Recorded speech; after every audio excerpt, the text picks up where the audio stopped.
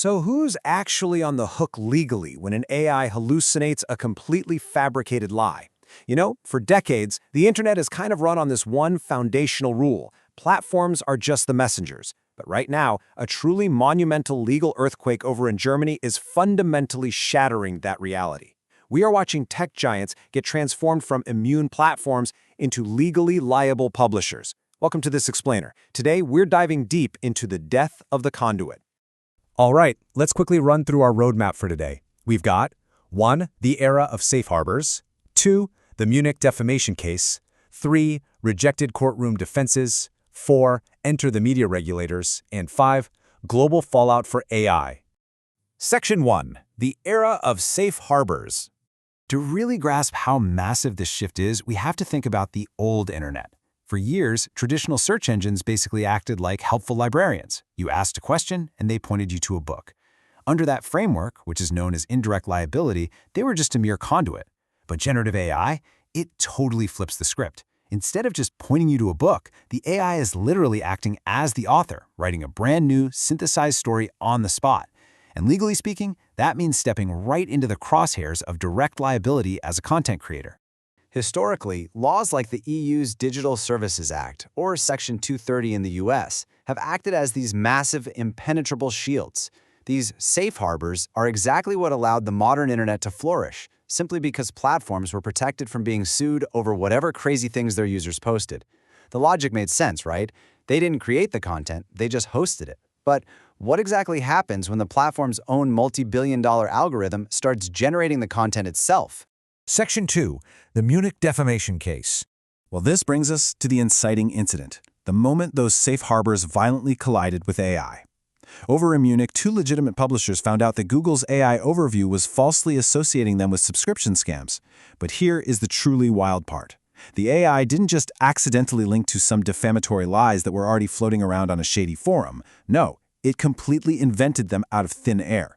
It took unrelated sketchy companies, mathematically blended them with these genuine publishers, and hallucinated a highly defamatory connection that literally did not exist in any source material anywhere. And that specific hallucination led the Regional Court of Munich I to issue a really groundbreaking injunction. The judge declared that the AI, quote, rewrites and judges results in its own words and according to its own structure. With just that one single sentence, the court fundamentally reclassified Google's AI overview. It was no longer seen as a neutral list of helpful links, it was now classified as the company's very own editorial content. Section 3. Google's rejected courtroom defenses. Now, as you can probably imagine, Google didn't exactly take this reclassification lightly. They fought back, building their defense on 3 classic pillars of internet law. First, they argued that users know AI makes mistakes and should proactively verify the links they provide. Second, they claimed the AI's output should be protected under free speech principles. And third, they leaned on their old reliable fallback, hey, we're just an indirect intermediary. But the court systematically dismantled every single one of those defenses. And the failure of that verify the links defense is a massive blow for tech giants. The court ruled that an AI summary presents itself to the average person as a complete, authoritative answer, not just a jumping-off point for more research. The judge basically compared it to press law. Think about it. If a newspaper prints a highly defamatory headline, they are legally liable for it right then and there. It absolutely doesn't matter if a reader could theoretically dig into the fine print or do their own research to uncover the actual truth. The burden of verification isn't on the reader, it is entirely on the publisher. Then we get to Google's attempt at a free speech defense, and the court's rejection here sets a really fascinating precedent. They stated that algorithmic output is, quote, not the expression of an acquired conviction. Human beings have personal beliefs, opinions, and moral convictions, and that is exactly what constitutions protect. A machine doesn't have any of that. Therefore, the statistical, mathematical synthesis of a software algorithm does not get the same free speech protections as a human journalist. And just like that, Google was deemed a direct interferer, fully on the hook for the AI's hallucination. Section 4. Enter the media regulators. So, the fallout didn't stop in civil court. This Munich ruling effectively summoned a massive bureaucratic hammer from ZAC, which is the commission representing Germany's 14 state media authorities.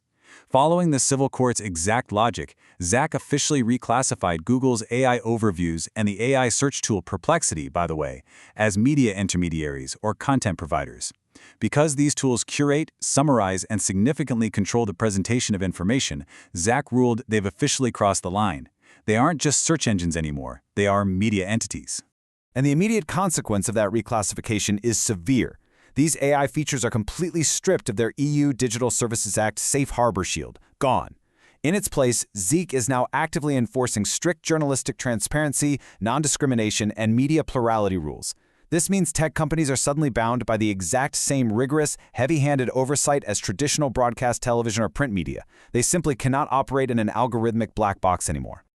The regulators are cracking down hard because they view these AI outputs as original content creations that pose an existential threat to the broader media ecosystem.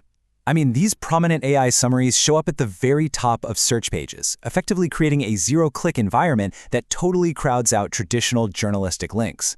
Regulators argue this discriminatory placement starves actual publishers of traffic and actively harms media diversity. Plus, because chatbots heavily influence discoverability by custom selecting exactly which sources to cite, they're now acting as incredibly powerful, unregulated gatekeepers.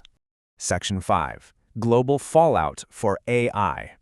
What started as a localized dispute over two publishers in Munich is now sending major legal shockwaves worldwide.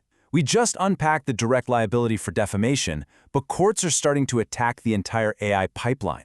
For example, the German music rights society GEMA just successfully sued OpenAI because ChatGPT was reciting copyrighted song lyrics verbatim, which basically proves illegal memorization of training data. We're also seeing privacy and doxing claims where users are alleging these tools are illegally reconstructing their identities using back-end data. And tragically, we're even seeing emerging product liability lawsuits against companies like Character.ai and OpenAI over the fundamental safety of their chatbots, following some really severe psychological harms to teenagers.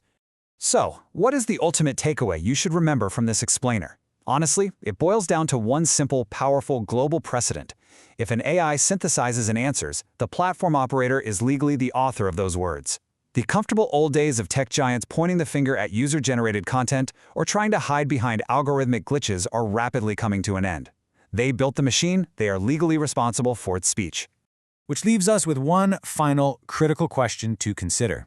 Is the era of big tech platform immunity officially over? As algorithmic accountability permanently rewrites the rules of the internet, it really seems like the tech giants are finally being forced to take responsibility for the digital worlds they've created. Thanks for joining me on this explainer, and I'll catch you next time.